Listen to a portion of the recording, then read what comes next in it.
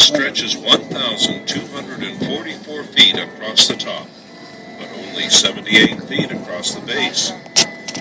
It looks somewhat like an upside-down pyramid. This massive arch-gravity structure contains 3,250,000 cubic yards of concrete. That's enough concrete to build a two-lane highway from San Francisco to New York City. The thickness of the roadway is a mere 45 feet, but as the dam expands towards the base, it reaches 660 feet, nearly as thick as it is tall. She weighs in at a petite 6.6 million tons.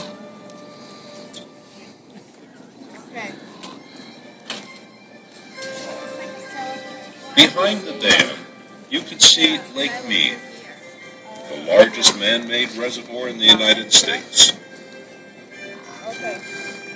It has a storage capacity of 9.2 trillion gallons of water.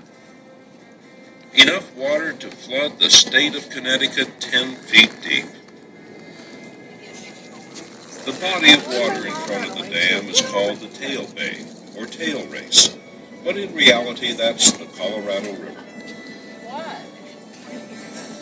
This is where the water is drawn from hundreds of feet below the surface of the lake and spills through the turbines, flowing on downstream.